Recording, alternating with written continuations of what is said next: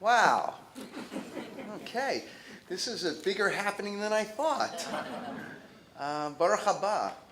Welcome, welcome, welcome, everybody.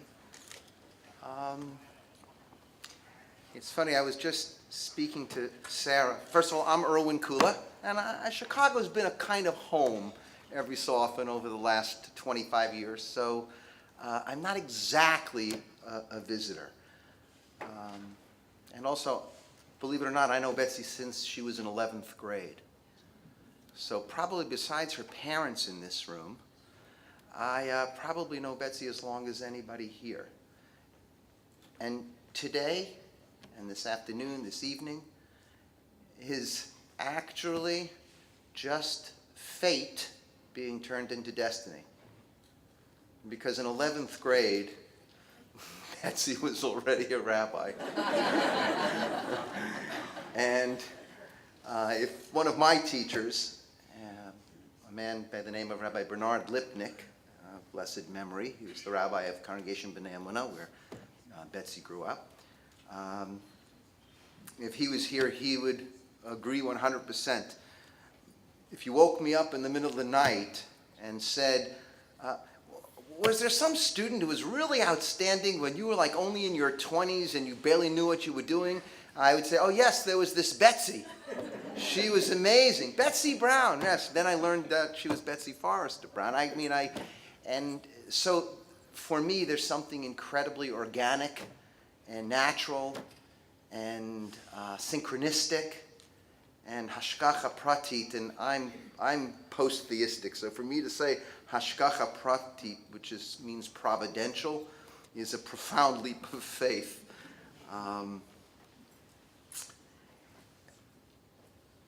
I get the honor and the privilege of being the Av Beit Din today, which means the presiding person of the Beit Din. And there are two other rabbis, Rabbi Jordan ben Appel over here and Rabbi Sarah Zacharia over here. But, as many of you know, this was not the conventional Smicha process. And what's so interesting is I always thought of Betsy as two things simultaneously, even back in 11th grade.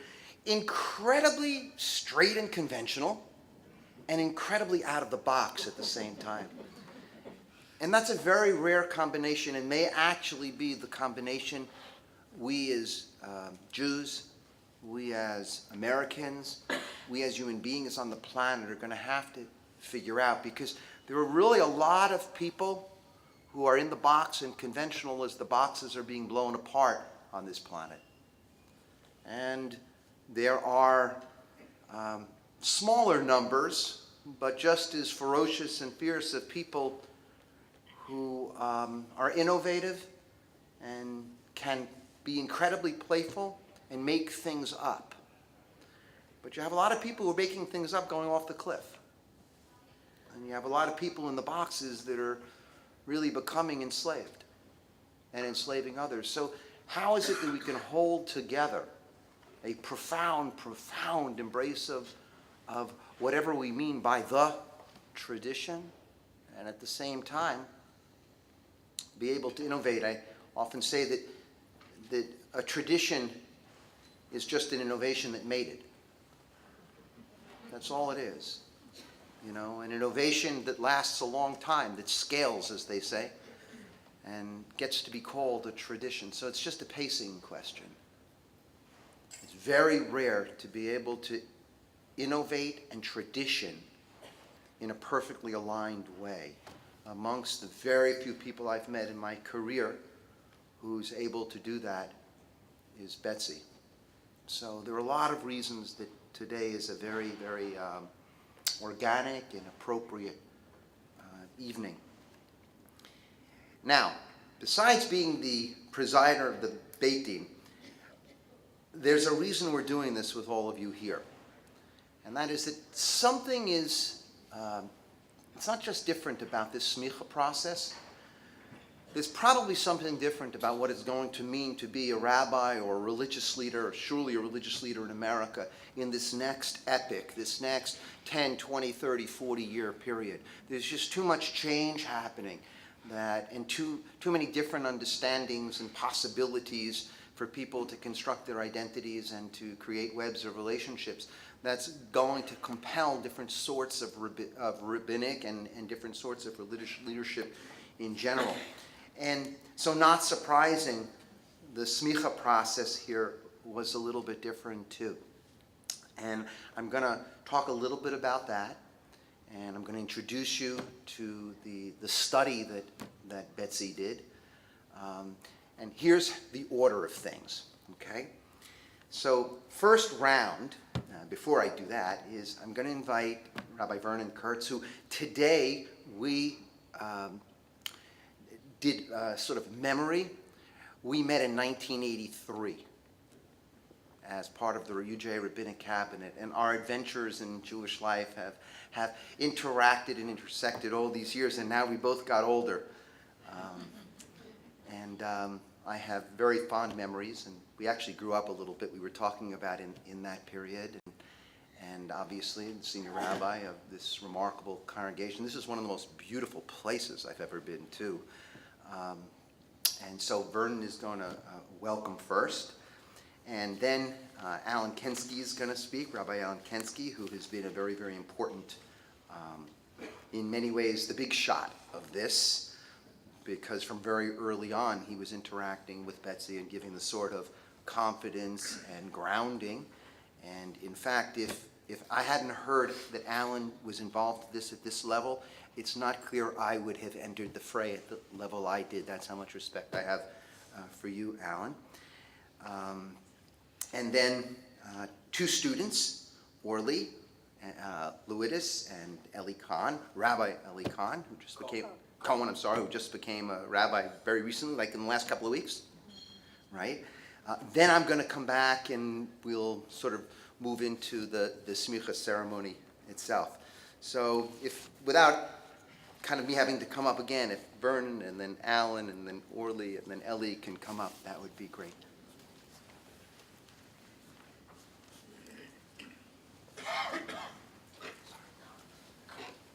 Erev Tov. First of all, I actually do go back with Betsy a while too.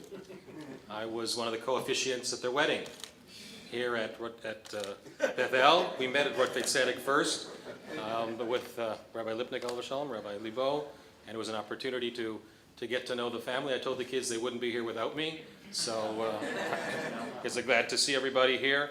And it is a what? Thanks for calling us kids. Yeah. Those are the kids. You aren't all a kid anymore, Scott.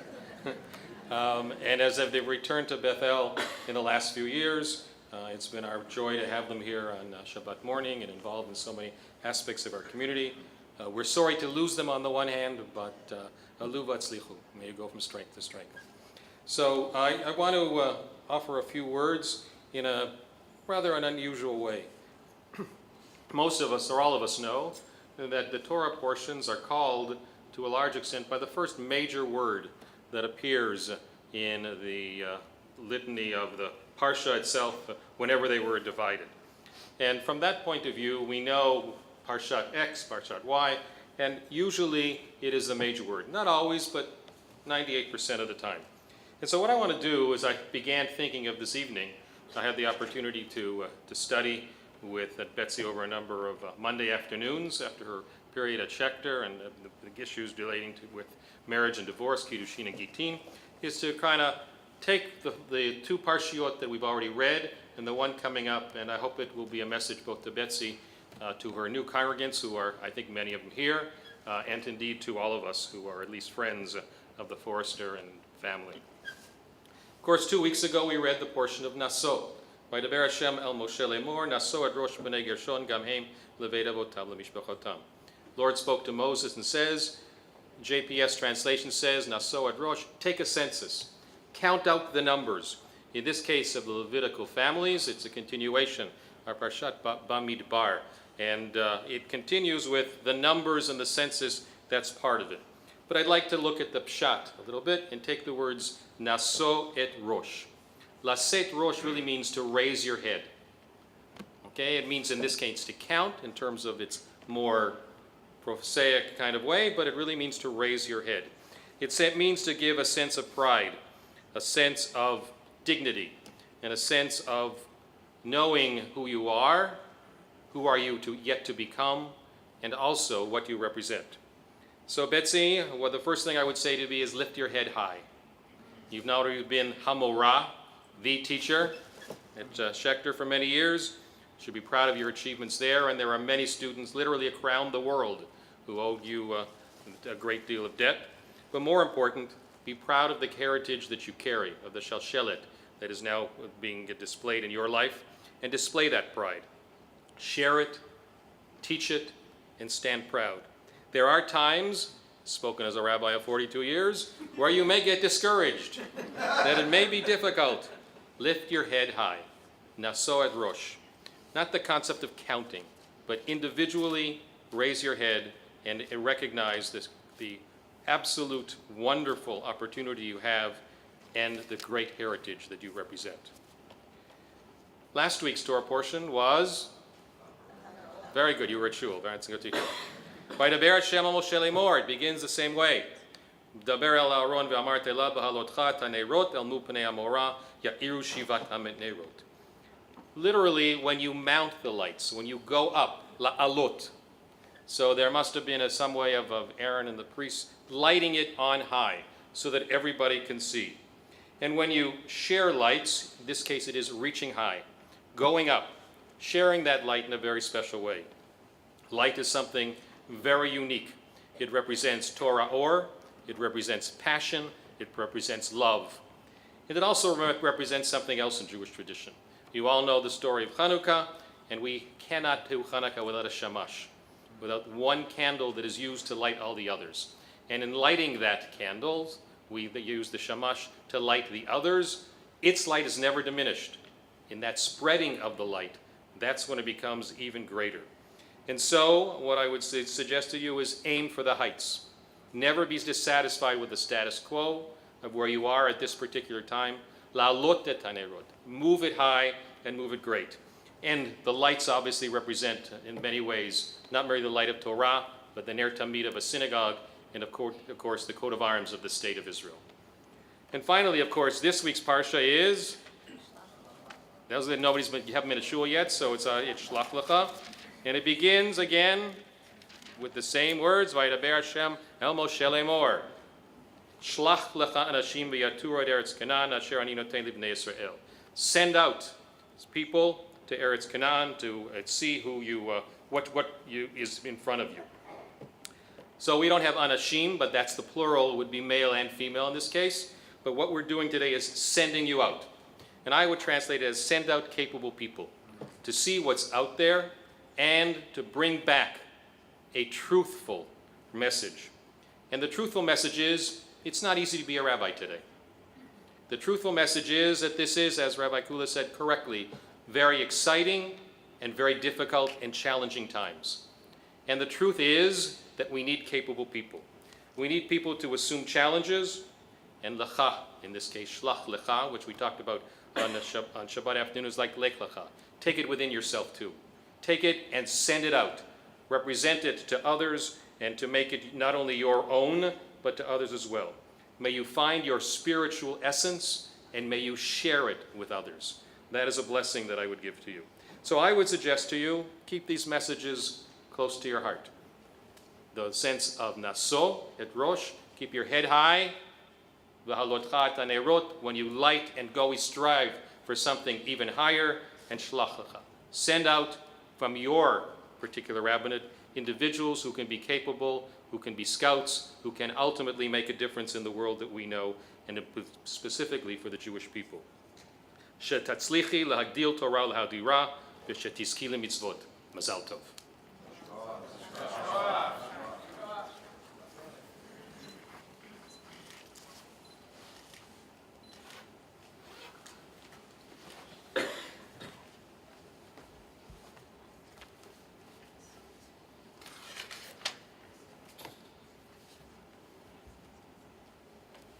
Erev Tov. It's wonderful to be here and join you in this wonderful celebration. It was, I believe, in the winter of 2015, 2016 that Betsy called me and asked if I would help her as she was trying to figure out her path to the rabbinate. And she reminded me that she had been part of a couple of seminars that I had taught at the Solomon Schechter Day School, some teacher seminars that I had taught in Midrash several years back. And while I could not picture her, I remembered a student who had come up to me after class, after that seminar, and was clearly very passionate about learning, and who engaged me further in conversation for a number of moments. And when I met Betsy about 2 weeks later, I realized that I was right, that that was the student and that was Betsy Forrester. And so we began to study every Thursday afternoons, religiously, summer, winter, school breaks, throughout.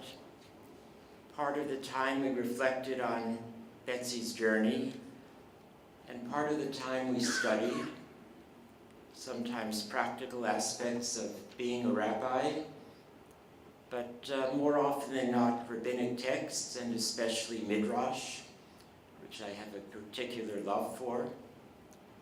And so for this evening, I thought I would share with all of you a text that Betsy and I studied together, and that reflects on reflects, I believe, on rabbinic education, and also on the journey that Betsy has been engaged in these past several years. The Midrash is on a text in the book of Exodus, at the very end of the portion where Moses has been on the mountain for 40 days and 40 nights. And we read that when he comes down, or as he goes down from the mountain, that God gives Moses the 2 tablets of the commandments. The words in the Torah are, Vayitein Moshe kichaloto ledaber ito. God gave to Moses when God concluded speaking with him. There are a couple of interesting wordings in this statement. One is the rabbi intrigued by the word kaloto, especially because the word kalot, which can mean completed or concluded, is here written without a vav, as if it's saying kala, a bride. Then the rabbis are going to comment on the fact that it doesn't say that God spoke to Moses, Elav, but rather ito, with him. So on this verse, there are a number of rabbinic comments. Each of them, I think, in some way reflects on the process in which we were engaged. Said Rabbi Shimon ben Levi, Adam shelimdo rabo et haTorah, ad shelo lamad harav lomed v'talmido oneh. Mishelimdo omer lo Rabbi, nomar ani ve'ata. The beginning of the process, the teacher, the rabbi, teaches the student, and the student repeats after the teacher. Remember, this is education 2,000 years or so ago. But when the process is concluded, the student says to the rabbi, Rabbi nomar ani ve'ata. Rabbi, let us say this together. Let us talk it through together. Kach, similarly, when Moses studied the Torah, Amar le HaKadosh Baruch Hu, in the beginning God said to Moses, Amar le, at that point, after the studies, God said to him, Bo v'nomra ani v'ata. Let us say it together, to each other. And this is a sense of how Moses studied with God. That was a sense that I had studying with Betsy. After a while, it was Rabbi nomar ani v'ata. Let us talk together. Let us have a conversation. Davar acher, another interpretation. Kichaloto, it's written kichalato, like a bride. Rabbi Shimon ben Lakish says that a rabbi, a scholar, should not teach halakha to the community. Ad sheyehu divrei Torah arevin al shom'ehem. The rabbi should not teach unless the words will be pleasant to the listeners, sweet to the listeners. Kakala, like a bride, for whom the Baal, the man, desires. And so, the community should seek after the words of the teacher. I have heard and read some of Betsy's talks, and they are arevim l'shomehem. They are pleasant and they are sweet, and the listeners will want to learn and hear more.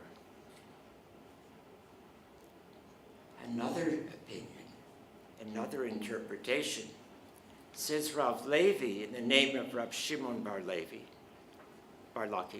Mahakala hazo mikushetet ב-24 מיני תכשיטים.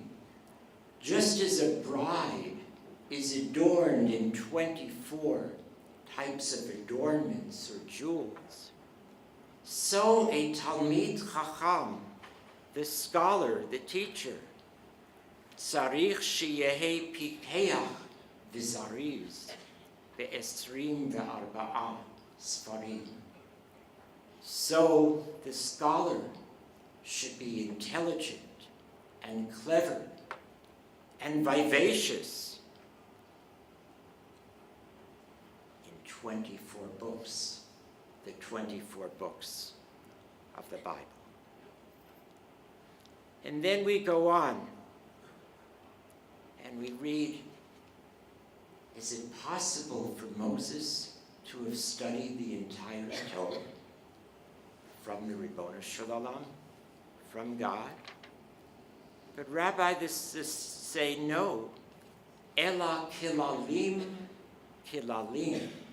limda HaKadosh Baruch Hu. God taught Moses the principles of Torah. Kala, kalot, klal. God taught Moses the principles of Torah in those 40 days and 40 nights. We come to the end of the text. Rabbi Abahu says all those 40 days that Moses was studying up above with God, he studied Torah and he forgot. He studied and he forgot. And then he says to the Almighty, Ribono Shel Olam, Harei ba'u 40 yom, the 40 days have passed, ve'eni yodea davar, and I know nothing. Ma asa HaKadosh Baruch Hu, what did God do? Miheshlim 40 yom, when the 40 days were completed, God gave Moses the Torah b'matana, as a gift. As it says, vayitein, God gave to Moses kechaloto, the daber ito, when he finished speaking with him. Now, Betsy Forrester has studied a lot from some of the finest teachers that she assembled over the past several years. But you can't learn everything in 4, 5, 6, or 10 years. And from my own experience, the more you learn, the more you realize how much there is to learn. And I have heard that from Betsy too. But today, something special, I believe, is going to happen. Vayitein el Moshe kechaloto ledaber ito, that a gift is going to come. We are going to endow Betsy with the title Rav Batya, Rabbi Betsy Forrester.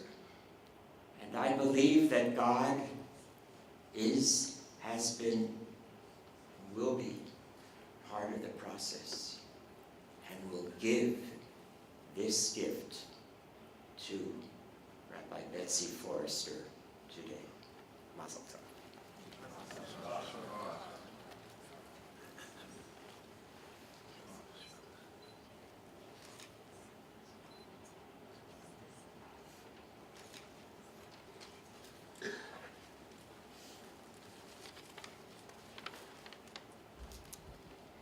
It is such an honor for me to be up here today speaking about one of the most inspiring and influential teachers I've ever had.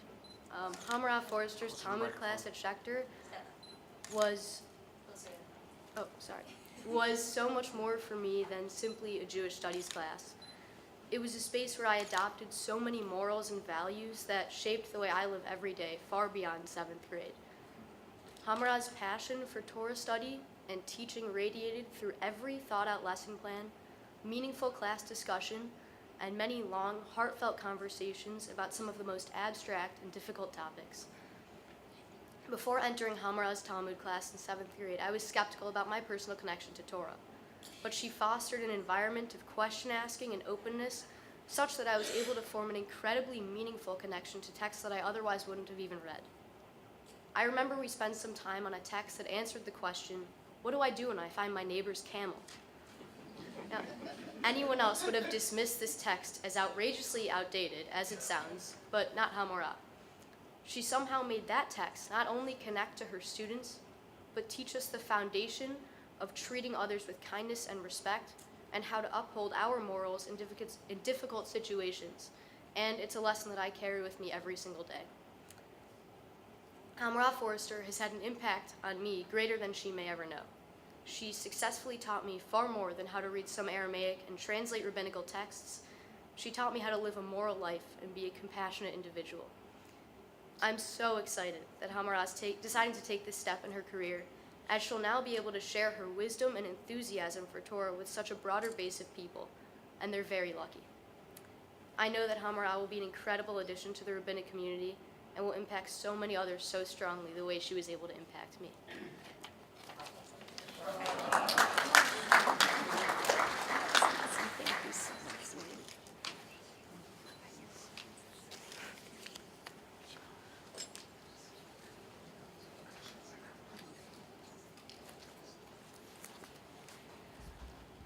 I promise that Orly and I did not coordinate our speeches, although it might sound like we did.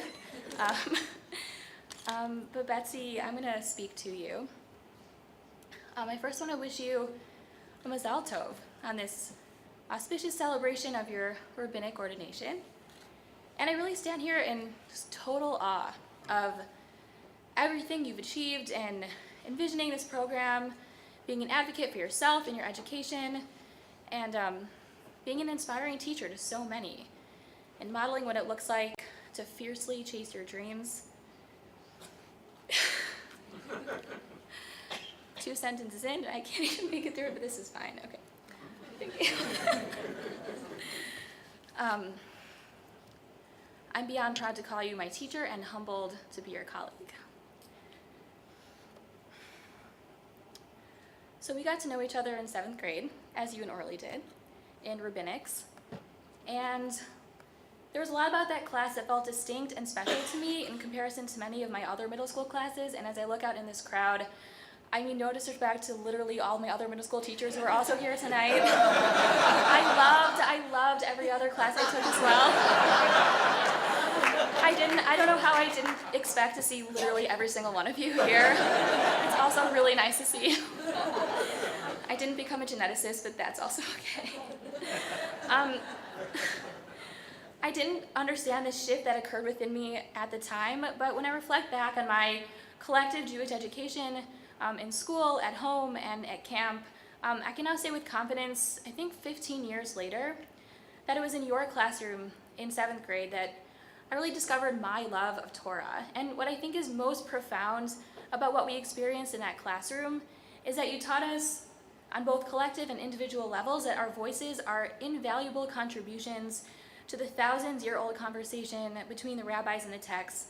The text is nothing without our voices, without our perspectives, biases, assumptions, our questions and challenges. And what you helped us understand is that we actually have a responsibility to ensure that this conversation continues by lovingly and critically engaging with these texts.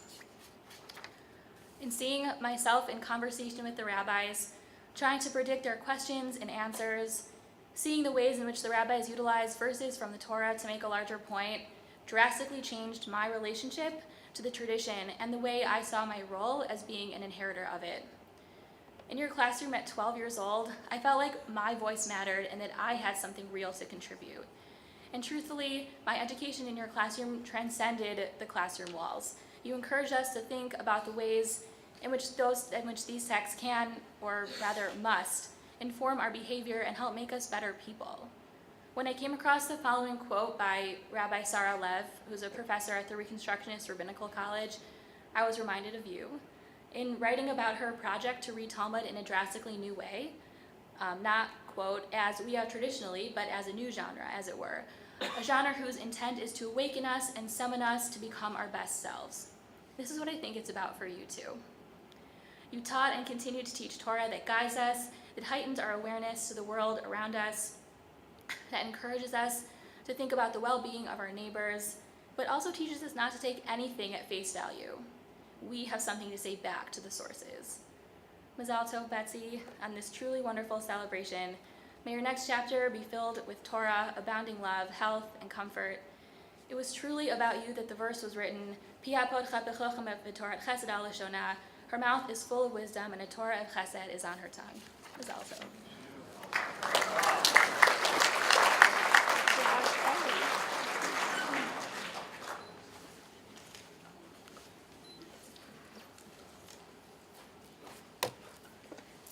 How do you know I'm not going to cry? Oh my God, that feels so sexist.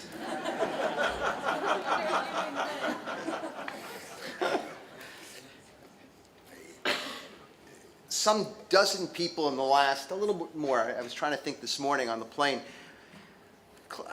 probably about 15, 20 people over the last decade have come to me to ask if I would be involved in the process of becoming a rabbi and giving Smicha. And I said no to every one of those people, and I don't think it was just simply that I wasn't ready. I think it was also the unique combination that Betsy represents, and as you saw already, the way Rabbi Kurtz speaks to Betsy, the way Rabbi Kensky speaks to Betsy, the way two students of Betsy speak to her. There was something about the way she came to me and presented and spoke that made me feel something that I had never felt before. I'm a seventh generation rabbi, and I have taken being a rabbi incredibly for granted, because by the time I was 6 and 7, 8 years old, as the oldest of 6 sons, it was pretty clear no matter what I was going to do to make a living, I was going to become a rabbi, be in the chain, and then do whatever I wanted to do. And so I think it almost wasn't a choice. And in the conversations with Betsy, I recognized it was such a significant choice. It was so pregnant on so many levels with so many meanings.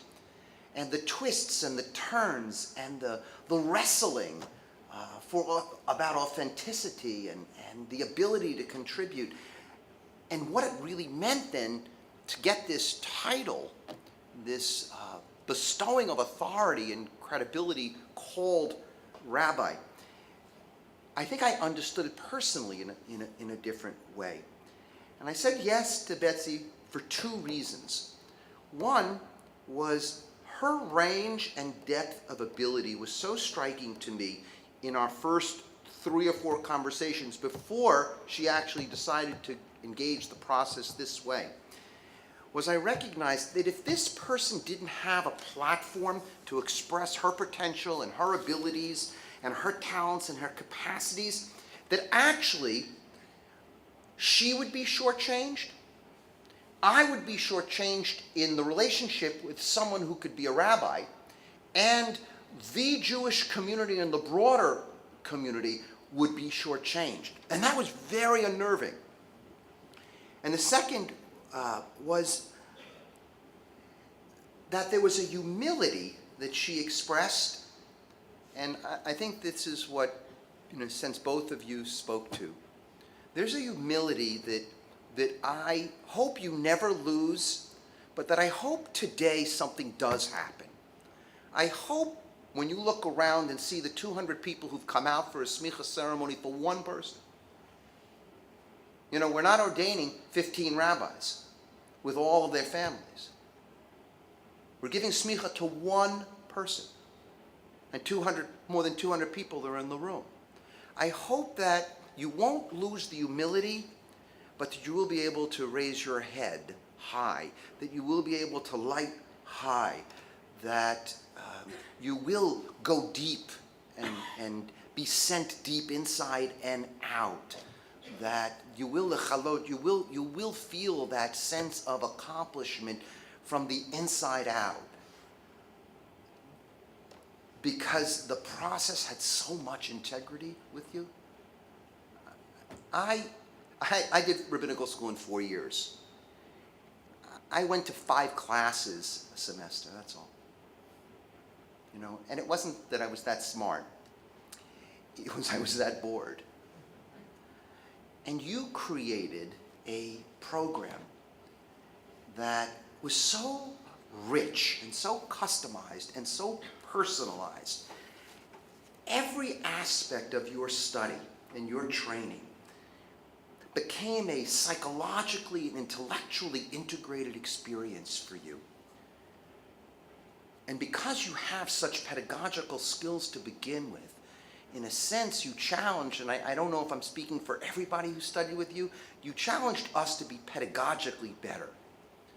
I mean, I know that I can make meaning of anything, but I'm pedagogically, I don't worry about that stuff.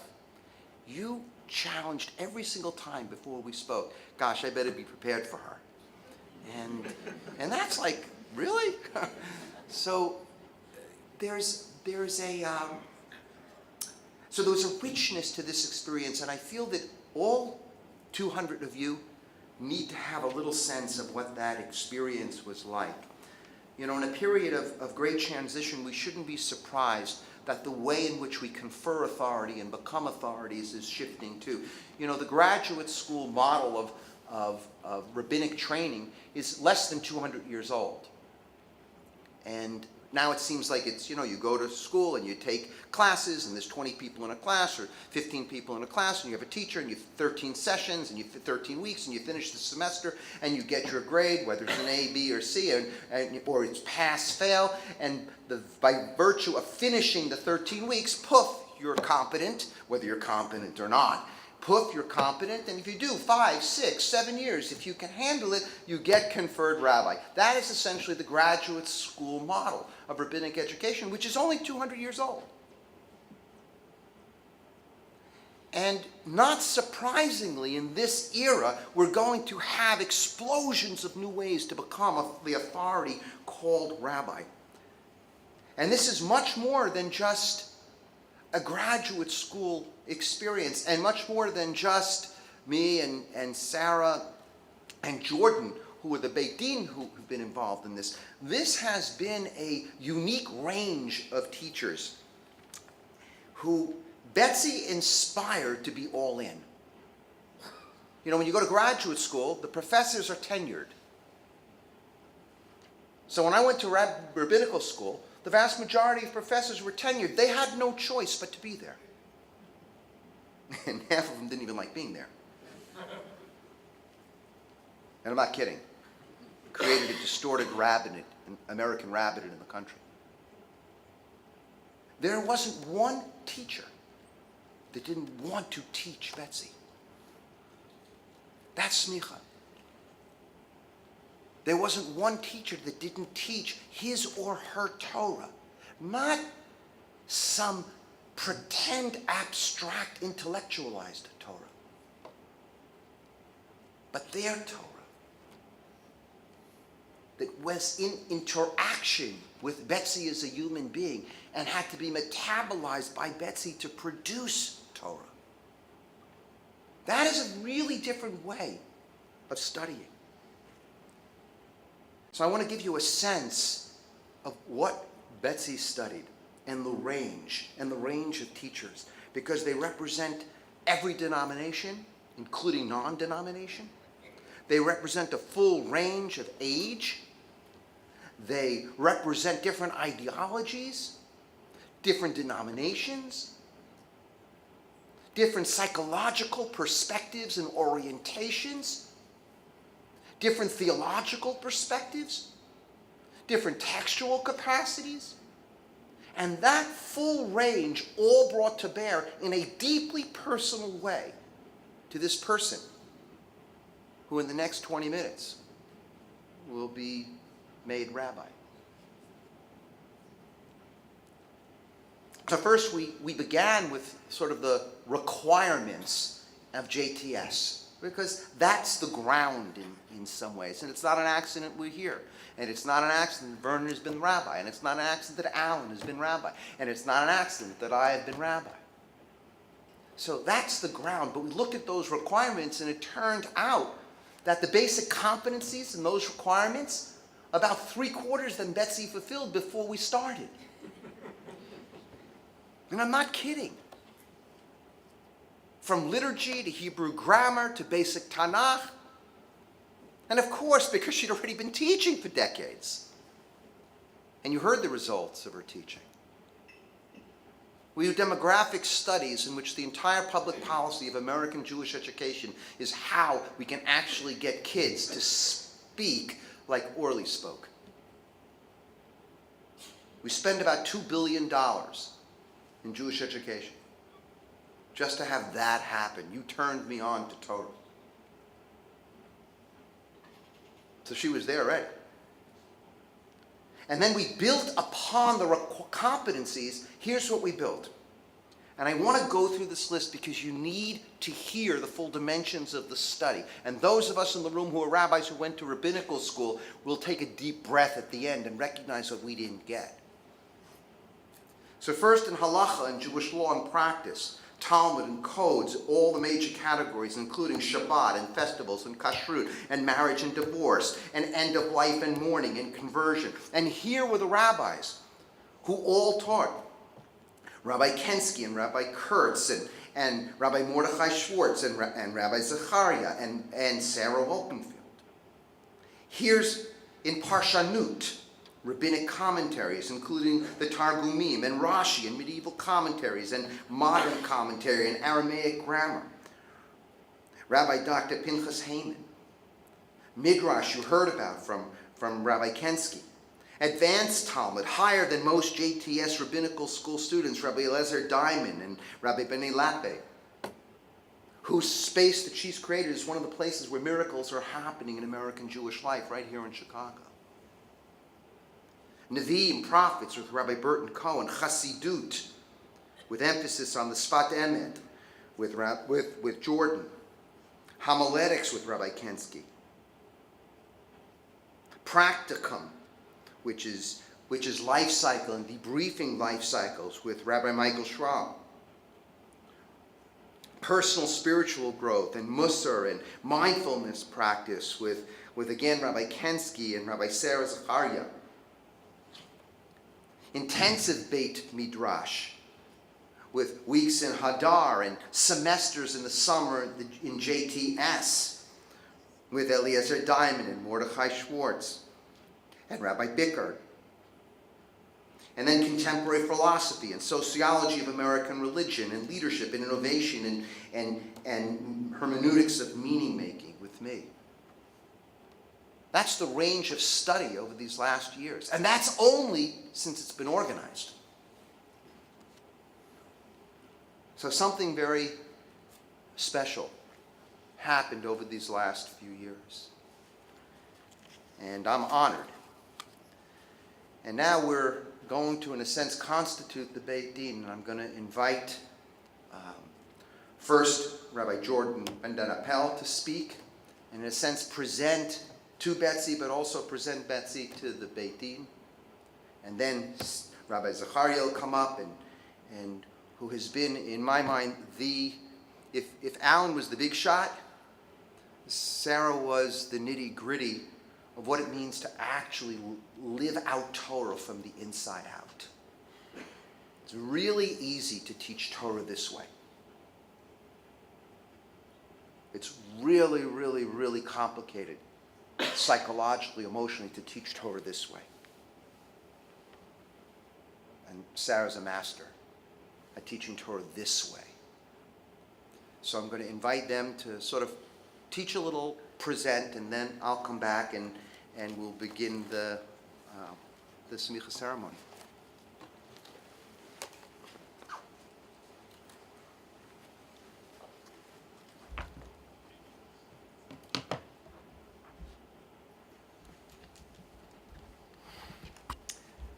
Good evening. Such a tremendous honor to go through this process with you, Betsy, and just really moved by this whole event and feels real. I had the great fortune of learning Chassidut together, Hasidic thought, with really an emphasis on understanding it through a contemporary idiom and trying to, as Rabbi Zalman Schachter Shlomi would say, to inner the ideas, right? To really bring them inside. And it struck me as I was thinking about what to offer to represent the learning we did together, I realized that auspiciously, the last text that we learned together was the perfect one, because it really speaks to what it means to a great extent to be a rabbi. And I think it's also auspicious that it really begins, and the heart of it picks up on a teaching from the last teaching in the Mishnah. And so I just wanted to offer this.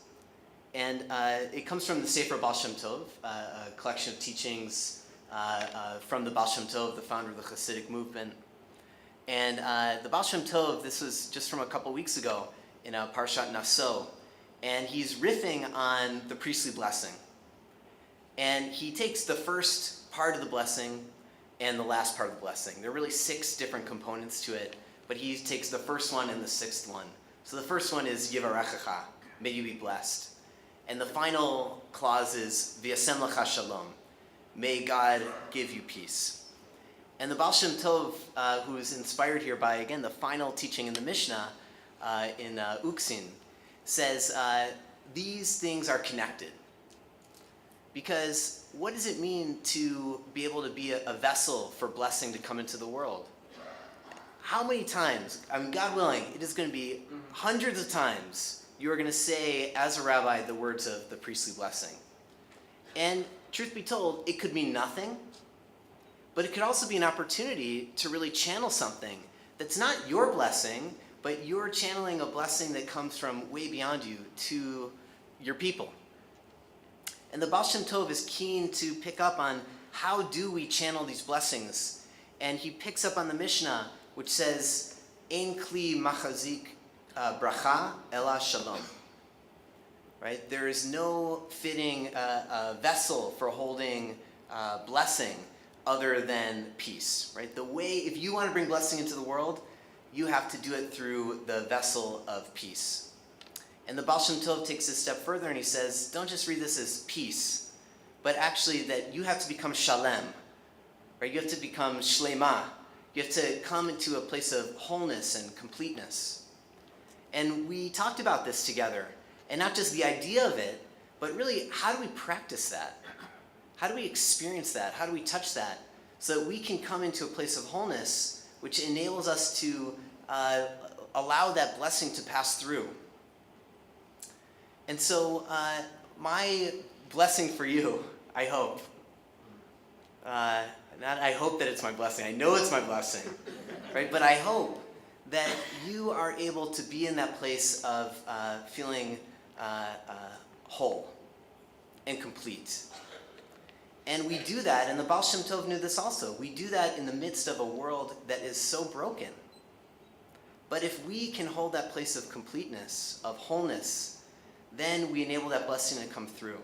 And one element, one way in which we spoke about that together many times over a number of years, is that this is not just about thinking I'm whole, but it's really about feeling it. It's about feeling it in the body. It's about being a whole human being. It's not just being a brain that walks around with a talus, but it's about having a heart and a body and a personality, the wholeness of who you are. And so if you are connected to the wholeness of who you are and you really feel that confidence in who you are, then that bracha, that blessing is just going to flow through. So it's been a great honor and privilege to learn this Torah with you.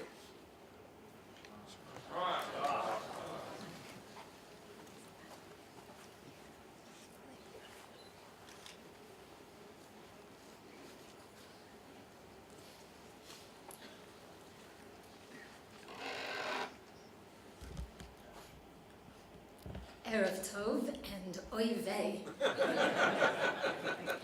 It's hard to be the last person, the last rabbi up here, because of course everybody said something that I wanted to say, because how can it be otherwise? So first of all, I want to say it's been a pleasure and my honor, and in my deepest, deepest heart of hearts, to be your mentor, guide, friend. Your visits to New York were amazing, coming into my home and seeing where I live and where I daven and all of that together in New York was just amazing. I thank you so much for making the trek every summer to do that. That was special for me. So this way, when I saw you on Skype every other week, it was like a real person as opposed to just that flat screen, which is amazing technology, you know, to be able to study together. And again, I'm going to echo the challenges, the preparation, the thinking about what I really want to teach you and how I want to teach you, right? Because I was given a very broad curriculum, I would say, or conversation that you and I were going to have, from what it means to be a woman rabbi, right? I am, I think, the woman rabbi up here. Oh, no, a brand new one, but she didn't teach you yet.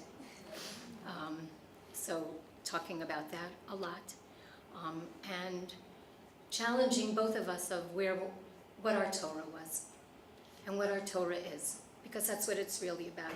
What do we have to offer the Jewish people that is uniquely yours, relying on the tradition, relying on the knowledge base that you have, relying on all of that.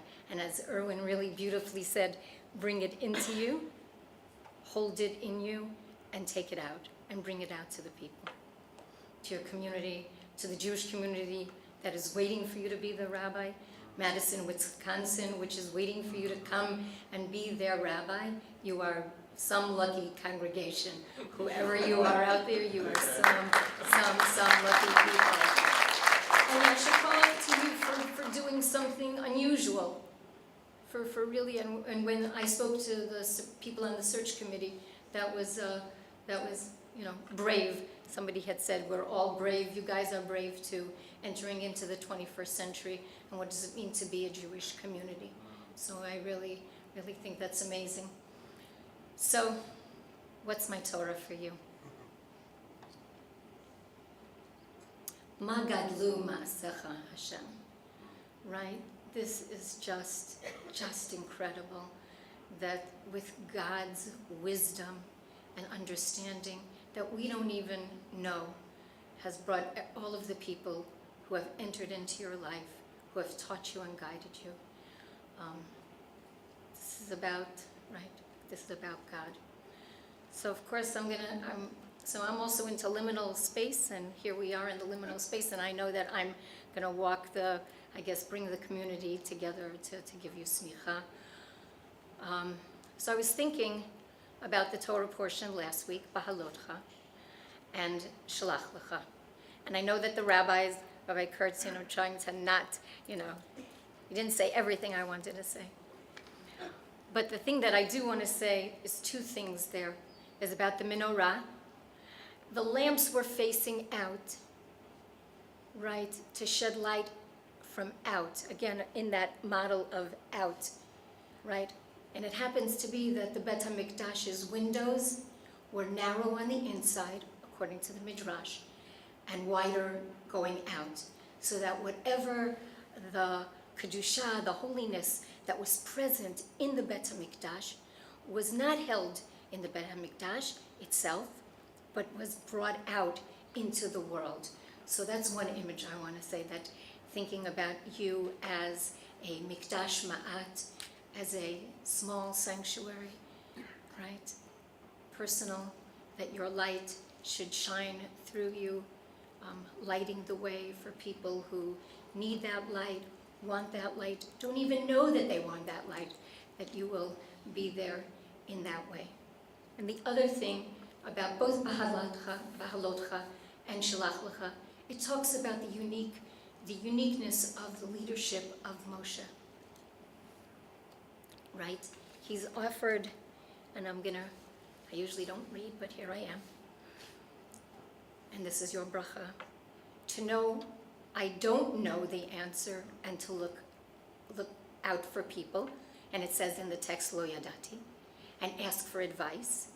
And has Yitro, his father-in-law, right, when he's leaving, because it's time for his father-in-law to leave, and says, don't go. We need you. I need that advice. You see us in your unique way, so that you should find advisors and people who you can rely on, both in your new community and from the rabbis who you have met. Finding your 70 elders, right, who will receive prophecy or some inspiration from you and from the community to step up and do the deep, deep work, because you cannot do it alone. It's impossible to do it alone. To also share beyond the 70, in the example of Eldad Umeidad, who I prophesied outside of the 70 people, and saying, that's cool. It's not about me. It's about people stepping up and hopefully coming to you and say, I have this really great idea, Rabbi, and you say, go for it. To be forgiving, in the case of Miriam and Aaron, saying, gossip about the wife, and then humility, right? That it says in that parsha in Balotcha that when God speaks to Aaron and Miriam and says, Anav Ma'od, a humble, humble, humble person, and we studied about humility.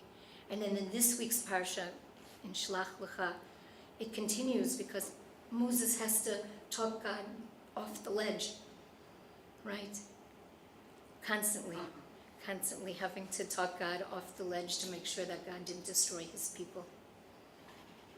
So with that, again, amazing, beautiful years together, and I hope in my deepest way, as I said to you over Shabbat, that this is not the end, this is the beginning, and I look forward to calling you Rav, Rabbi, colleague, Chaver, friend.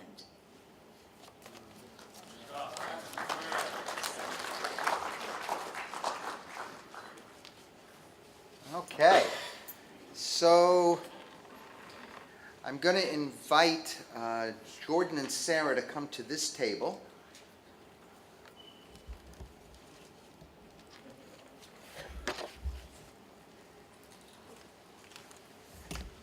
Maybe we'll sing, everybody hear me?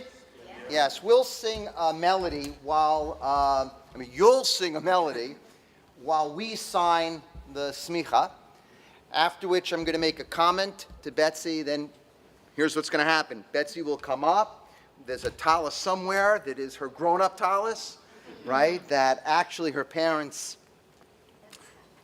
and Scott, who actually tied the tzitzit, right? And so they will drape you in the talit. Maybe Scott will ask you at the right moment to take the Torah out of the ark, because while you're going to hear from Betsy's family, okay, I actually didn't get to meet all the family until tonight. But this guy, all I know is when I would interact with him, I was a better husband. Okay? And he would check in every 3-4 weeks for the last few months to just say how excited and how thrilled and is everything okay, and with such adoration and support and love and incredible sense of expectation. I actually don't think you could have done this without him, even though you have all the Milos, as my grandparents would say, all the qualities. I don't think you could have. And there is something incredibly, incredibly special about you. You understood her potential. And this is a big, it's not only that this is a big deal, it is a big deal to move. It is a big deal to say, I think I'm going to put my lot and see what happens to her. You know, we have a lot of conversations about egalitarian marriages and all that kind of stuff, and most of it is actually BS. And then every so often you see a couple who embody it. And Scott, I have been incredibly moved by you, and have learned about love. I've learned about love from you.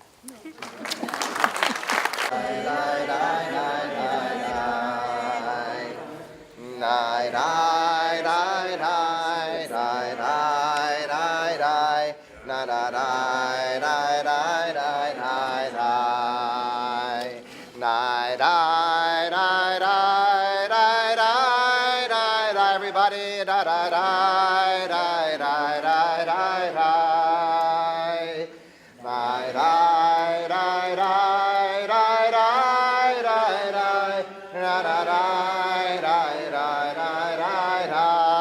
Everybody, die, die, die, die, die, die, die, die, la da die, die, die, die, die, die. I don't hear everybody.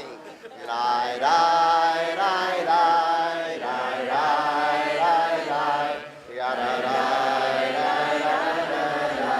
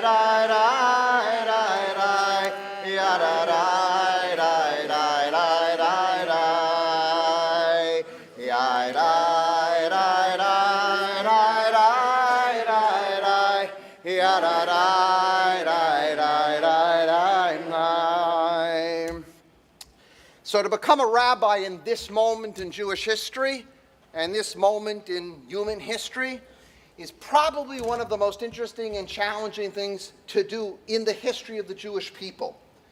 We're in a context in which everything is up for debate again. And we can make believe it's not. But we are in that liminal space that Sarah spoke about. We are in that Bamidbar. And the promised land is ever elusive, as it always is. And the only decision we have to make is, who do we want to wander with? With whom do we want to wander? We want to wander with Betsy. Good, you got it. We want to wander with Betsy. And what that really means today is that we will move from simply being rabbi and teacher to now being colleague and student too. Because we want to wander with her direction. But here's the key to any type of religious leadership at this moment in the 21st century, in which we are redefining what it means to be human, we are redefining what identity is and how to construct identity, we are redefining what it means to be attached to a group, we are redefining and reimagining all the boundaries between groups. There's permeability and fluidity and hybridity, the likes of which no human community in the history of the human being has ever experienced. And that's why we have the kind of polarization and backlash we have. And so we need a very, very special kind of religious and spiritual leader for this next epic in the human adventure, the American adventure, and the Jewish drama, covenantal drama. And it will require this. It'll require this. It'll require profound agency and a sense of a responsibility and a sense of power, and at the same time, an incredible sense of surrender. It'll take such playfulness and a sense of permission, and at the same time, kabbalat, a sort of a recognition that we are always under some yoke. And holding those things together are so hard. It will take an absolute commitment to preserving the past, preserving the Torah we inherited, and knowing exactly when one actually has to erase and transgress that very Torah in the name of the Torah. It is easy to preserve out of fear. It is easy to let go because it no longer is relevant. But to wrestle and preserve and play, observe and transgress, protect and uproot, to be able to do those things together and hold it together is the kind of religious and spiritual leadership we need for the next era. To be a Ro'en Ne'eman, we quoted Moshe so much today, to be a Ro'en Ne'eman, to be a faithful, faithful, faithful shepherd. And then to know when you have to break those luchot, break those tablets right in front of the people. To know when you have to defend the people and attack the very God the people believe in. And when you have to defend God and rebuke the people. It's never been needed more to hold these complex dualities together, and never more necessary. So you have to own your Torah. Moshe kibel Torah miSinai. Moshe, God, he received Torah. Not the Torah, not HaTorah. He received Torah from Sinai. Umasra Yoshua, and he gave it to Yoshua. And the most amazing thing about Pirkei Avot, the ethics of the fathers, is every rabbi in the chain gives over 3 things and then gives over 3 very different things. In other words, the Torah you receive and the Torah that you give in that chain is completely different. And obviously the same. Completely different. And obviously the same. That's the challenge of Rabbi in the next era and the next epic of Jewish history. We did a lot of Bamidbar, so we'll do a little Vayikra. And with this, I'll call you up. The beginning of Vayikra, it says, Vayikra El Moshe, right? And God called to Moses. And then it says, Vayidaber Adonai love, and God spoke to him. And the Ishbitzer, I had to quote something from Chassidus. The Ishbitzer says, what is that? What is it? What do you mean? God calls out and then speaks? Why not just call out or why not speak? And here's what it ultimately means to be Moshe Rabbeinu and to be a rabbi in that chain. The Ishbitzer says, there's 2 different Torahs we receive. If we're very, very, very blessed, the way Jordan spoke about blessing. One is the Torah that the Jewish people get. Vayikra Moshe. And God called out to Moshe and gave him that Torah. That's the Torah we're going to take out. That's the Torah we study. That's the Torah that you learn. That's the Torah in books. And then Vayidaber Adonai love. And then God spoke a particular Torah, a love, to him. A customized, personalized Torah that Moshe had to hear to be Moshe Rabbeinu. Betsy, as you become a rabbi in the next 2 minutes, there is a Vayikra el Betsy, Vayikra el Batya. There's a lot of Torah that you've gotten that has been poured into you. A lot of Torah that's been poured into you. And that you've learned. But Vayidaber Adonai love. That there's also a Torah that's your Torah. That's only your Torah. And if you can create that alchemic mix between the Torah and your Torah and the context in which we live, you will have earned and lived up to the title that we're going to give you right now. So I'm going to invite you up.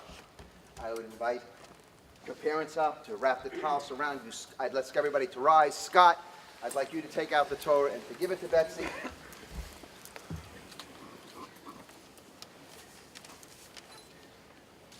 Maybe you can come around here and put your hands.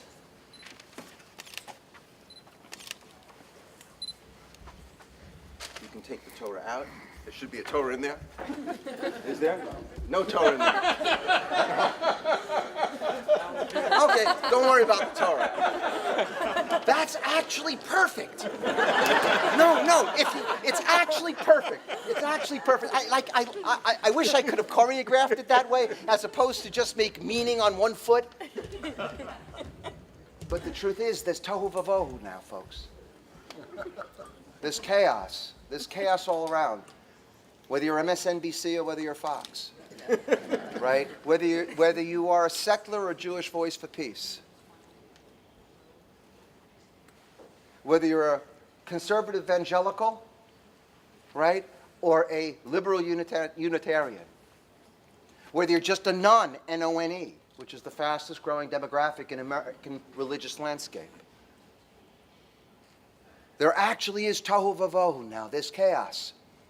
And we have a choice. We can freak out when we open the ark and there's nothing there. There's nothing there. You're not allowed to have it. In fact, the Torah itself has become avodah zarah to a lot of people too. Let's be honest. Torah can become fetish just like anything else. So maybe we should be scared that Torah's become fetish and we open the ark and there's no more Torah. Ve'echrad charadah. We should tremble. Because now we're the Torah. Can we embody? Can we live out? Can we witness Torah such that the next time we open up the ark, there actually is a Torah in it? And I mean that very serious. I mean that very serious. We take for granted. That's what fetish is. So there's no fetish of Torah here. There's living Torah, embodied, witnessed by Betsy and by everyone in this room. So I'm going to ask the two of you and me to put our hands on Betsy. B'Shem Elohei Yisrael, in the name of God of Israel, and for the sake of the Yichud, unification of the Holy One, with the consent of God and with the consent of our community, herewith we ordain you, Betsy Lynn Brown Forrester, Bat Yalea, Bat Moshe Bechaya Sarah, to serve as Rav B'Yisrael, a rabbi to the community of Israel, to study and teach Torah to God's people, to clarify and publicly pronounce truth in ways that make a tikkun for the Shekhinah, in ways that console and rejoice with others, in ways that support and counsel and elevate and enlighten and sanctify all people.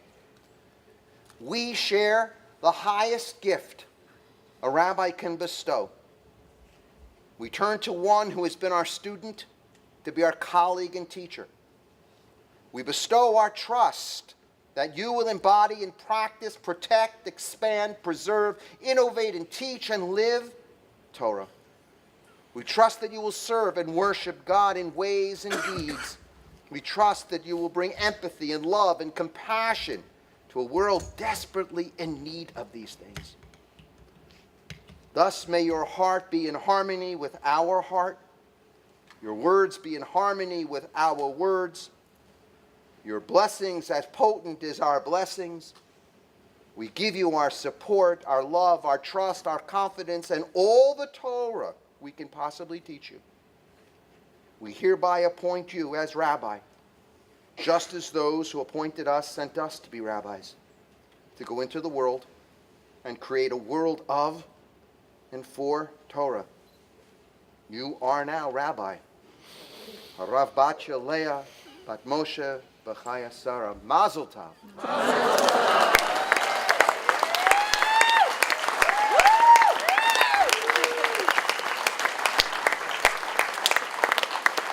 And in the first moments after Betsy is a rabbi, she will teach us Torah.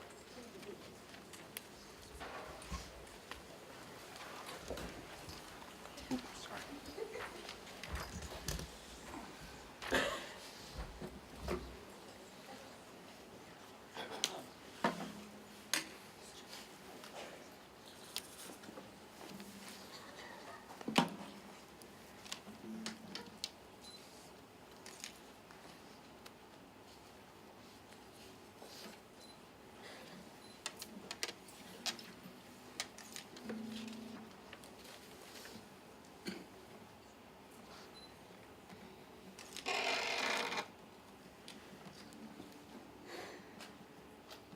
A prayer.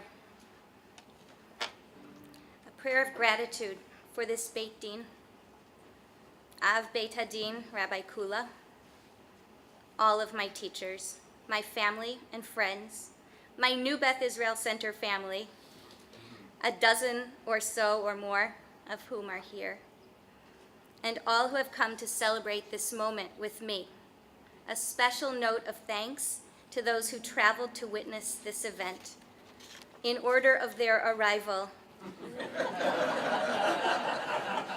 my children, Rena, Benji, and Shira, my parents, Harriet and Mo Brown, my nephew Josh, my cousins, Susan and Sherry, dear friends, Earl and Tamara Norman, Gail Shapiro, Rabbi Cindy Anger, and Aliza Small.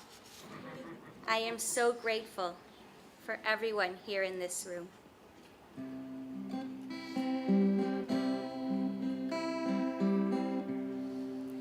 Baruch Mekor HaChaim,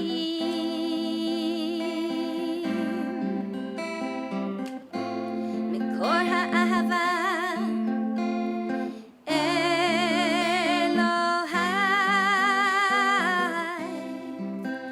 Baruch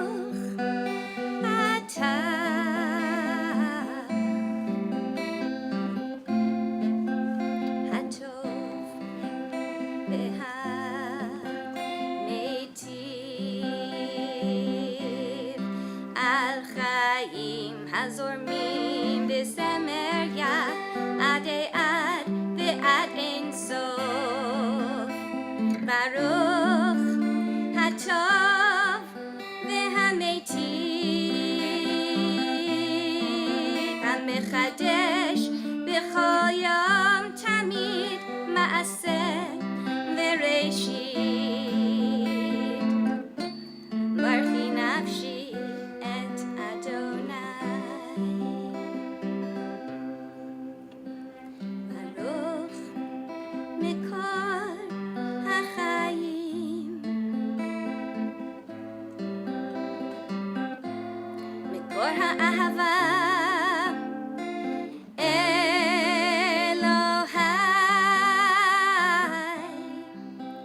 Baruch Ata Adonai, Hatov ve'hametiv.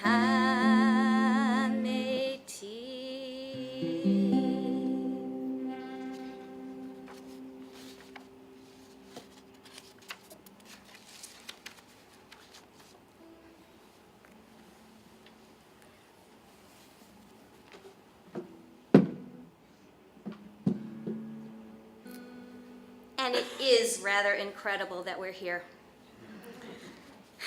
My path to the rabbinate has been rich and meaningful, and it feels like nothing short of a miracle that it happened.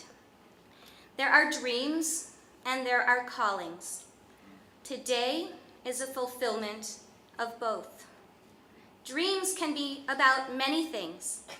I dreamed of becoming a rabbi when it was impossible for me to become one. The notion of calling is more specifically about vocation. Educator and activist Parker Palmer identifies calling with voice, the internal voice that is the life speech of a human being, expressed through the work that we do.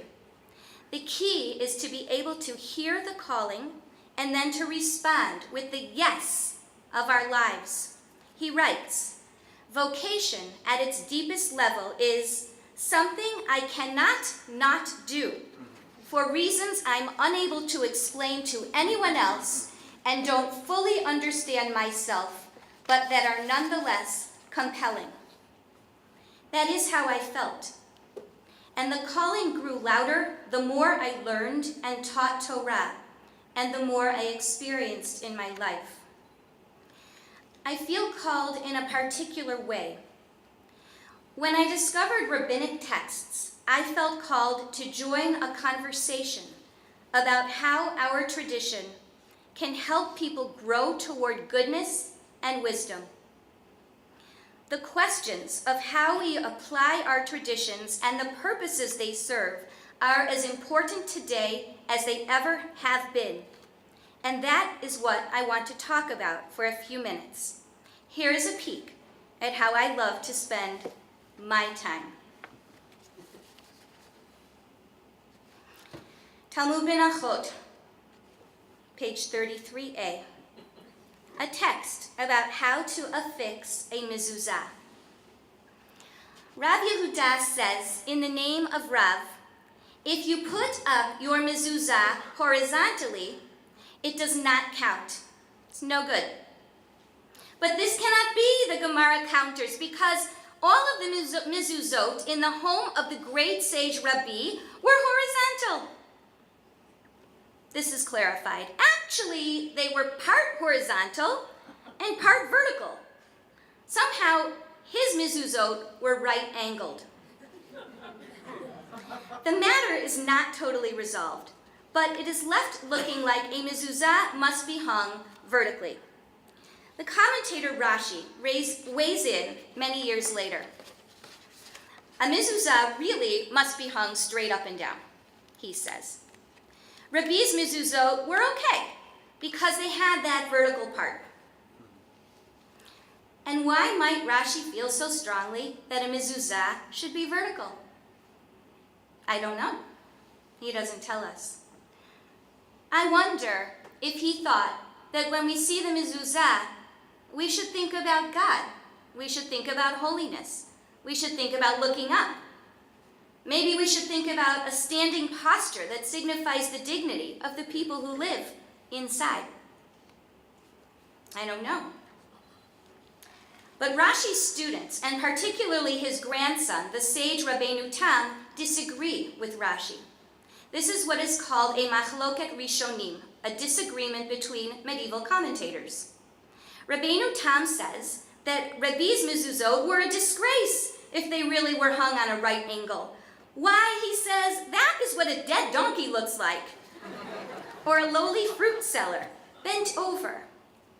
Rather, says Rabbeinu Tam, the mezuzah should be placed horizontally, like the tablets were placed in the ark, and like Torah scrolls had been placed in other arks as well. One might also think it could signify the relationships between people who dwell in that house. Perhaps Rabbeinu Tam imagines that the mezuzah gives us a clue about the harmonious or the non-hierarchical relationships in that home. This dispute continues to go unresolved until the law is codified in the 16th century in the Shulchan Aruch. And guess who wins? Neither one.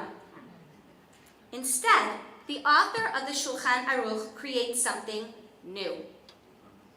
The mezuzah should be placed, you know, on a slant, with the Shema text on the parchment pointing toward the inside of the house.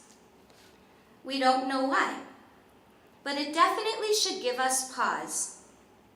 What does it mean for us to put up a mezuzah anyway? What do we care? What does it do for us?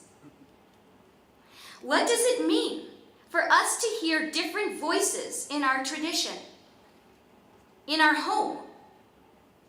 What does the mezuzah represent when we think about the life that goes on in that home?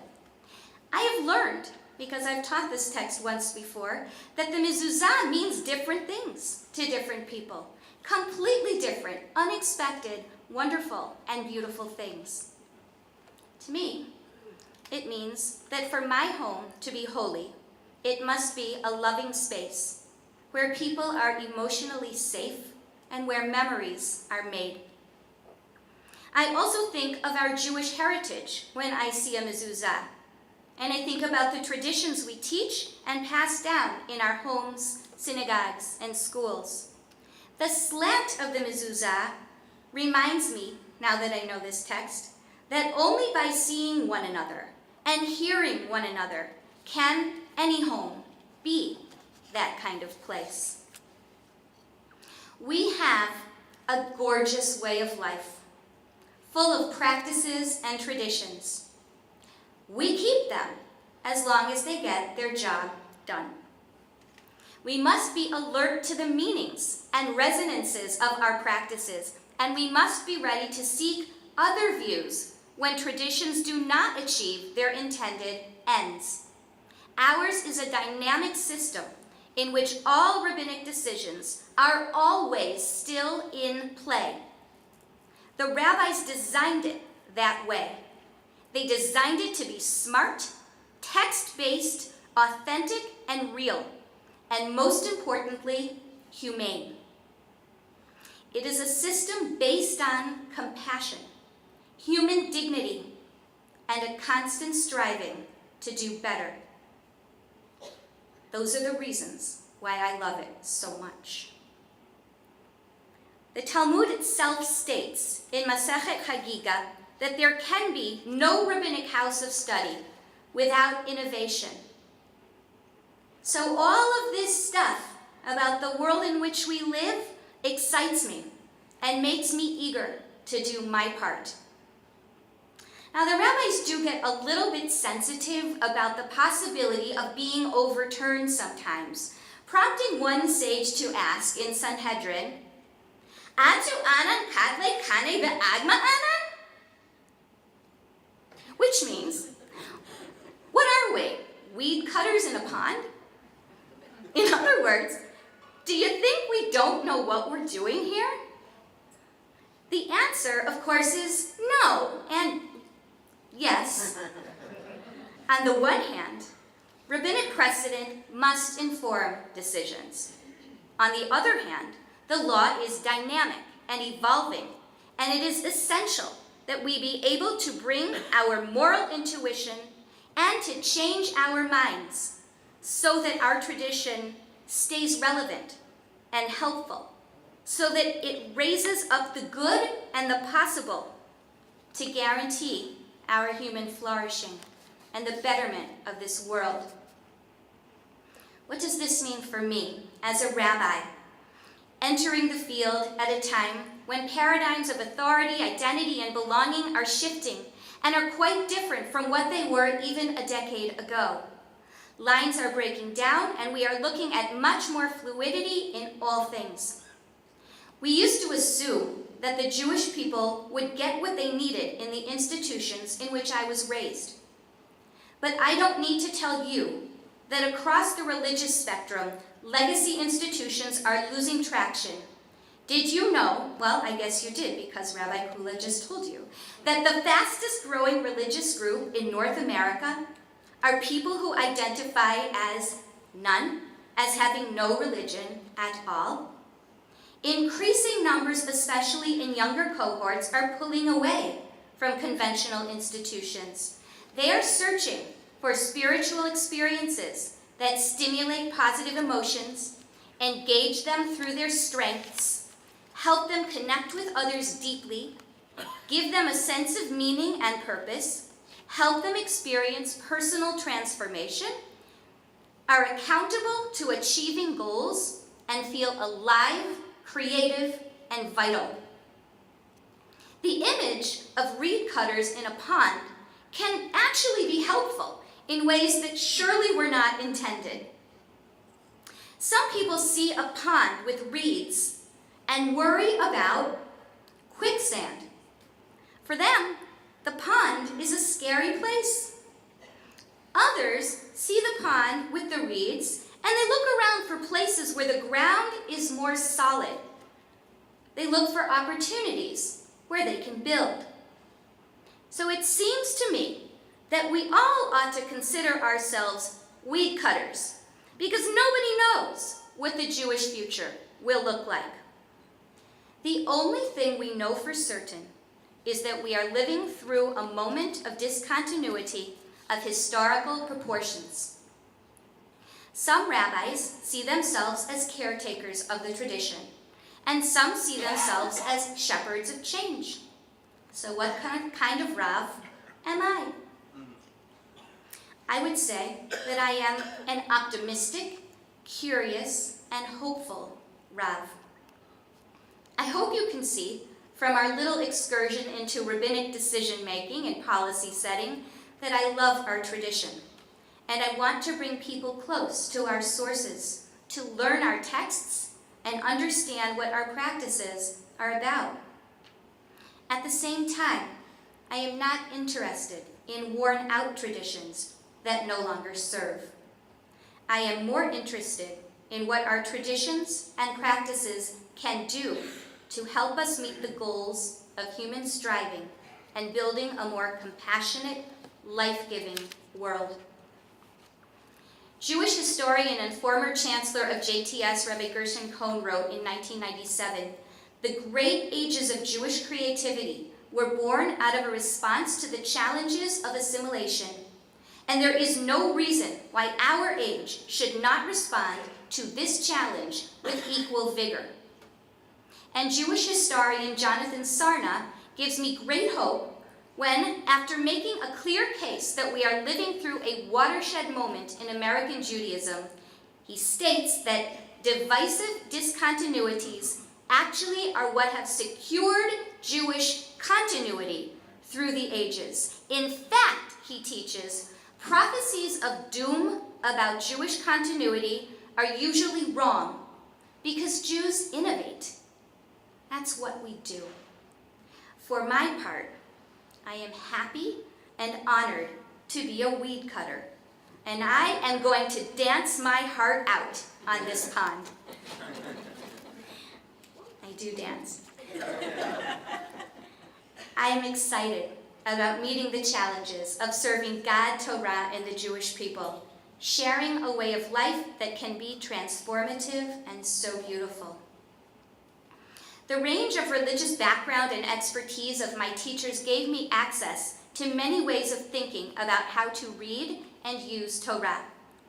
Learning one-on-one with my teachers, or at JTS in a small group, usually of 2, 3, or 4, was a remarkable, powerful, and very personal experience. In the Midrash, Rabbi Yitzchak brings a parable of a king who has a son. When he comes home from school, the son finds his father, the king, sitting with a tray of food in front of him. His father takes a piece of food and gives it to him. But the son says, "No, I only want what is in your mouth." Because he cherishes him, the king gives his son food from his own mouth. That is what Proverbs means, says the Midrash, when it says God grants wisdom, and in a loving divine human relationship, out of God's mouth comes knowledge and understanding. My teachers were like God in this parable. They offered wisdom lovingly, generously, and with great care and intimacy, like the king gives food to his child from his own mouth. While not officially part of my program, an important step in my process began several years ago, and that was learning Talmud with Rabbi B'nai Lappi at Sfara, a traditionally radical yeshiva. Sfara gave me a place where I could bring myself fully and authentically into conversation with Torah and Jewish tradition, no holds barred. Sfara is a place of deep humanity and redemption, where the working out of how we walk in the world, using the lens of rabbinic reasoning and their and our moral intuition, is a matter of life and death. Rabbi Lappi's faith in the power of our tradition to elevate human dignity and compassion, partnered with rigorous text study, moved me deeply. Sfara lights a fire in the souls that flock there in ever-increasing numbers. Learning at Sfara gave me faith in the future of the Jewish people. And Rabbi Lappi, who became a close friend and colleague, inspired me to consider how I could apply myself most effectively to that cause. In another midrash, we find God calling to Moshe in the wilderness and through him to the children of Israel, using the language of love, anticipation, and joy. Joy for their rising up to their potential through the gift of Torah. That is how my teachers drew me into their world. There was something uncanny about how smoothly the process flowed. And because of our personal investment and the relationships we formed, every single one of them has told me they are still there for me, just a call or an email or a text away. There are no words that can adequately express my gratitude to Rabbis Kula, Kensky, Zecharia, Ben Datapel, Heyman, Diamond, Schwartz, Bickart, Kurtz, Cohen, Schwab, and the brilliant Sarah Wolkenfeld, along with many others with whom I have learned along the way. Some of you are here tonight. My thanks will flow from the impact of your teaching on the lives I touch. Creating an Iliad without physically leaving home, except for summers, was quite challenging. I would not be standing here today without the support and understanding of family and friends, and most of all, Scott's fortitude and belief that this is, as he puts it, my destiny. He knows better than anyone that I would never be settled until I could sit at the rabbinic table. He helped me find ways to stretch and put myself out there, and he sacrificed the pleasure of my company and attention week after week as I ran from class to class or sat with my nose buried in books or on my laptop late into the night. He encouraged me to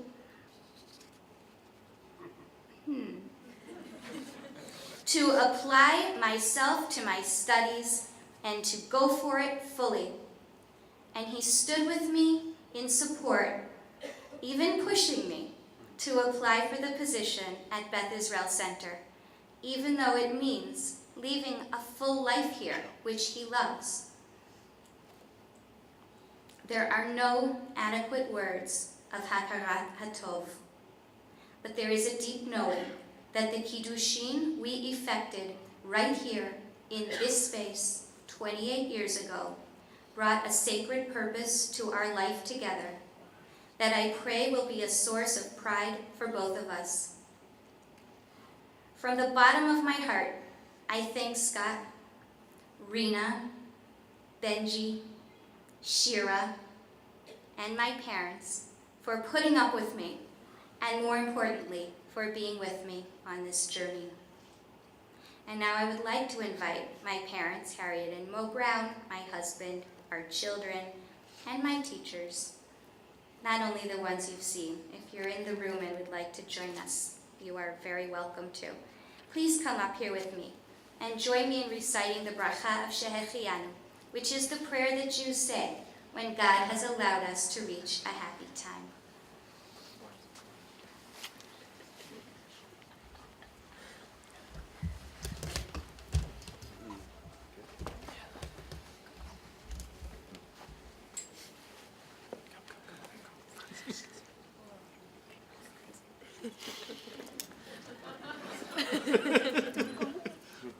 Baruch atah Adonai Eloheinu melech haolam, Shehayanu v'kiyamanu v'hiyanu l'zman hazeh.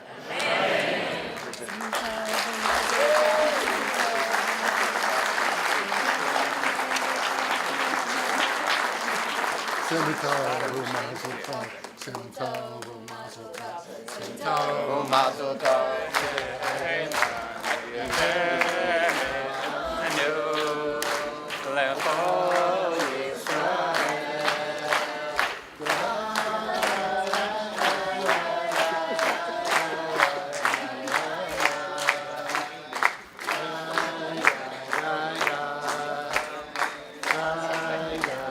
Please be seated.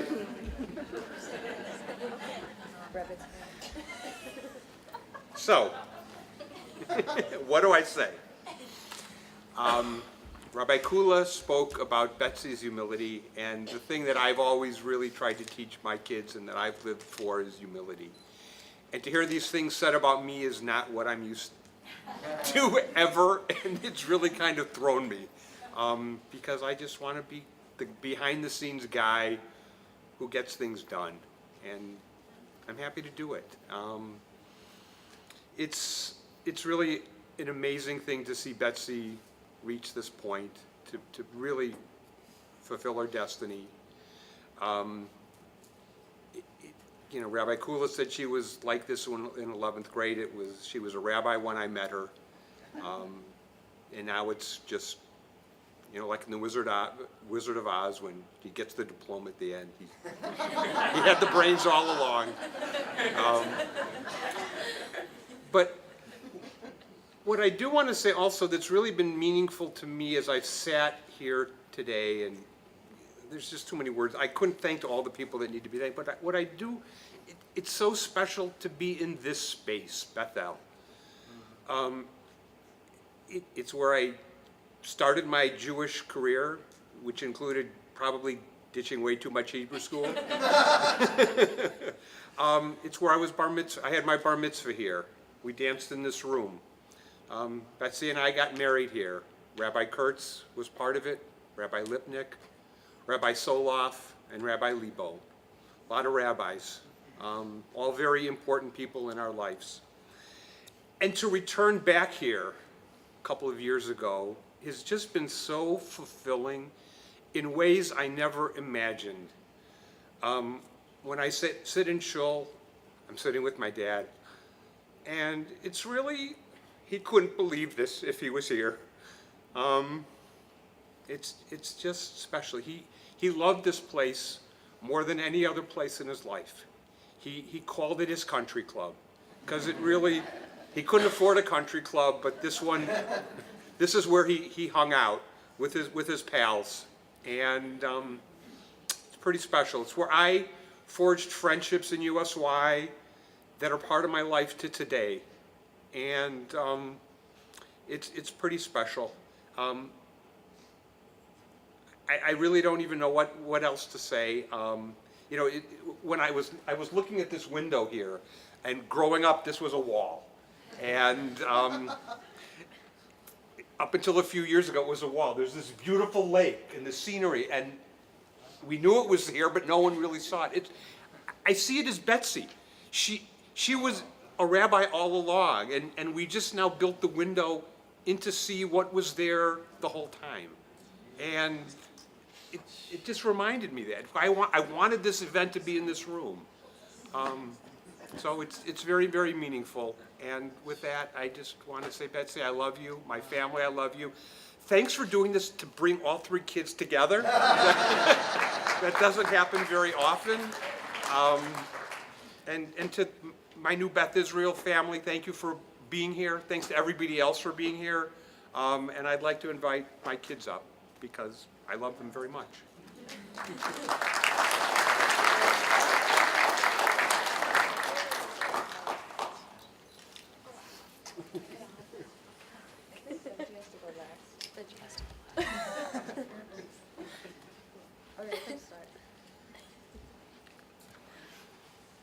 Hello, everybody.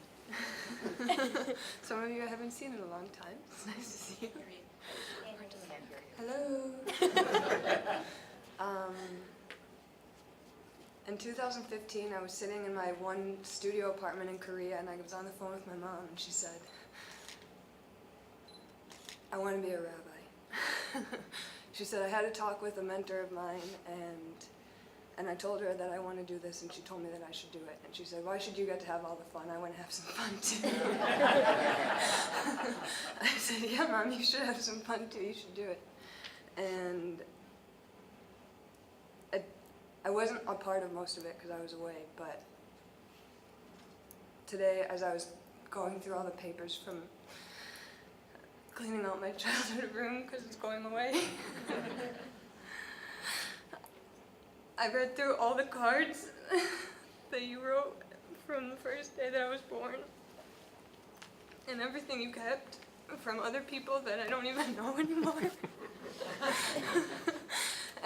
And I said this to Shira before. All I could think was, we're so lucky. Our house was filled with so much love. And I remember when you said that you wanted to be a rabbi, you said, "I just feel like there's so much love in this world. The only thing that we have is love, and the only thing we can share is love. And I want to spread that message to people who are really going to understand it. And that 12-year-olds can understand so much, but that grown-ups can understand that." And as I looked through all this stuff, I was like, you did that for us. And if you do it half as well as you did it for us, you're going to be teaching the congregation in Madison how to live their lives with love and how to share love. And it's an honor to be here and to be your daughter and to have you as the woman role model in my life. And I just hope that you'll take all this energy that people are sharing with you and really carry it with you and hear it.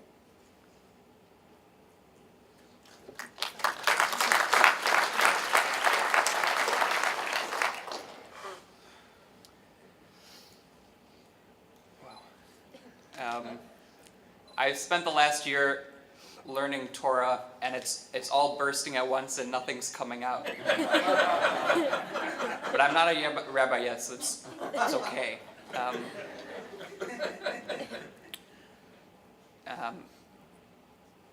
Everyone has said so much, and we're all here for you, Mom.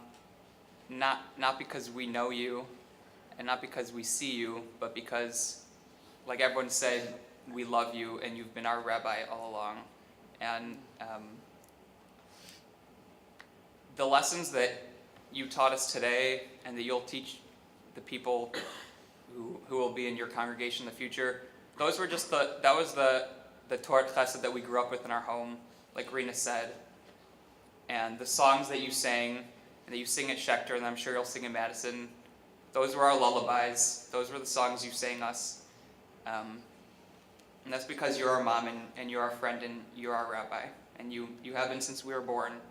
And these three people are maybe as diverse a group as you'll find. and you taught us all Lefi Darkeinu, according to our own path, which is your job. It was your job as a mom.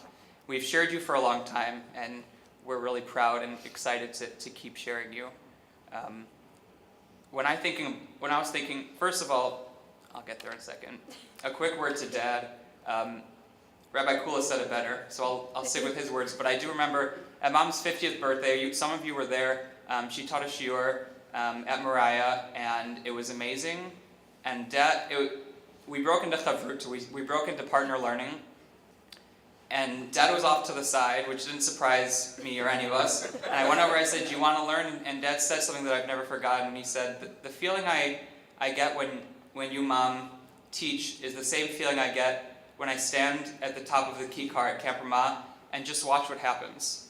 And 2 days ago, I was there and doing that, and today I'm here with you, and I've always remembered that, Dad. In thinking about this week's Parsha, Shlach Lecha, we've had a lot of Parsha, and we're doing it on Monday, so you don't even have to come to Shul this week. Just kidding. Also not a rabbi, so I can still say that. Parsha Shlach Lecha, the Meraglim, the spies go off into the Promised Land, and they say, sure, after all, it really is flowing with milk and honey. It's amazing. I know that Wisconsin has got the milk. Flowing, overflowing. But the honey, I want you to remember that. Honey is likened to Torah. Honey is a sign of beginnings. It's what we enjoy in Rosh Hashanah. And we don't always take for granted that it's there. And as you do this new beginning, I want you to always feel renewed by that sweetness of the honey. And that's my blessing for you. Thank you for the loving home that you've given us. As I begin my own path towards the rabbinate, God willing, in many ways you say that the path you took to get there, we've learned today how intense it was and how not easy it was. And when I was in high school and it was the beginning unofficially of that process and we were staying up late together working on our papers and studying, and as I've come home and you're all day, all night, you're deep in the books and you're with your teachers and it's incredible. And again, for Dad to support you through that. And you've said, in some ways you envy the path that I get, and I understand that. And it's not fair that you didn't have those types of opportunities for any number of reasons. And I envy you because the way that everyone has spoken to you today, you have a whole life as a rabbi ahead of you, and that's all of our blessing. And I envy the way that your teachers got to work with you and learn about you, and you got to give your Torah back to them and back to all of us. And that will continue to make the Jewish world more interesting, more vibrant, safer, more questioning, more curious, and that's everyone in this room's blessing. So thank you and Mazal Tov.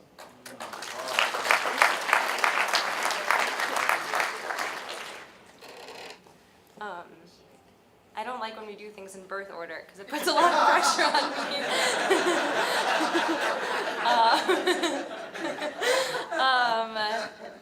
I don't really know where to begin. Today feels like I'm celebrating my mom's bat mitzvah, but instead of reading Haftorah and giving a speech that doesn't really make any sense, this is a true milestone and something that not everyone does. And I'm so lucky to have a role model like you. I think that, sorry, I'm gonna cry. No one else cry because I'm a contagious crier, so keep it together. I think you're like the most incredible person I know.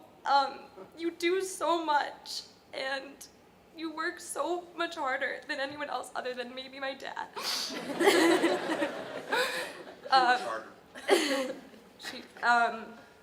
And like everyone said, it's about time. You've been a rabbi this whole time. And we're so proud of you, and I'm so happy that I got to look up to you my whole life and get to keep looking up to you. And I can't wait to celebrate my senior year with you in Madison. Go Badgers.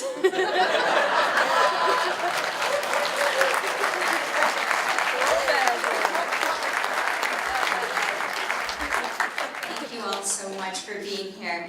We're running about an hour behind schedule. An hour and 8 minutes behind schedule. So we have some melted ice cream for you. And of course there's ice cream because it wouldn't be anything of mine without, and other things too. So please come and enjoy with us. Thank you again for being here.